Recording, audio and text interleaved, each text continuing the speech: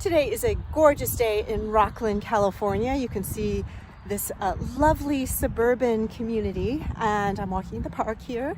It is getting close to rush hour, and so this is rush hour in Rockland. we're about an hour outside of when school let out and when people are, whoever is left commuting is commuting back home.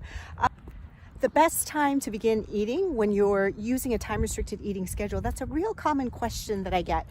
And what I usually ask my clients is, the first thing is, what time are you currently eating breakfast? Because the algorithm that I use is I just want to make sure that they're not eating too early or too late. And so really, when people ask the question of what time is best to eat, it's a matter of what time is best to eat for you as an individual, not that there's a general perfect time for everyone, because everyone has a slightly different shift. And I make this point because the body is circadian, and you know that the body is circadian because we have so much evidence now that's mounted up from, even the mid-1980s. For example, did you know that a heart attack is more likely to occur on a Monday morning between 6 a.m. and noon? That's the most likely time a heart attack is going to occur. So that's actually an aspect of the circadian rhythm of the body, in that that's the most stressful time of the week and stressful time of day because of cortisol. So stress hormones go up. Your body is transitioning from nighttime to awakening. So that's key to understand, that circadian rhythm is not necessarily just when you wake up and when you go to sleep. It actually has to do with the rhythms of your body, when your body is stressed, when your body is working well, when your body is working less well. So the circadian rhythm dictates how your body functions, when it's getting more oxygen, when it has better recovery. They even have studies looking at surgical outcomes, and depending on the time of surgery, it influences whether or not you have a better or worse outcome, which I thought was fascinating.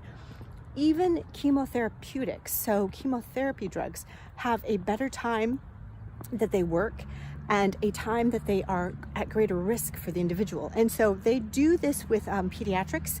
They do know certain therapeutics have a better time to be administered and a worse time to be administered. So that is the circadian aspect of your body. So going back to the question of what is the best time for you for breakfast, has to do with the time that you wake up in the morning. Now, again, it's circadian. So the first thing you want to do is make sure that you're waking up in a circadian cycle. So someone waking up at 10 a.m. is getting up a little bit too late. And someone getting up at 4 a.m. when it's still dark outside, well, they're getting a lot done, but that's slightly off the circadian cycle, right? So the key is to try to make sure first that your wake and your sleeping is circadian, if you can. Now, there's a lot of you that are working night shift, and I know that that's not possible. So then what you would do is just try to make sure that your eating is at least in a circadian rhythm, despite your sleep-wake cycle being off of that. So best time is really at least an hour of sunshine, then you begin eating. So your first hour of sunshine, don't wake up and eat right away. Wake up, get an hour of sunlight, and then begin your breakfast, your routine breakfast. And I'll have you refer to the last video on what to eat for breakfast if you have questions on what's the best thing to eat for breakfast in the morning after all. And here's another view of beautiful Rockland, California. I'm going to take a beautiful line of homes and trees on that ridge right there. Here's the ridge in Rockland, California. Thanks for joining me again today, and I look forward to seeing you again soon.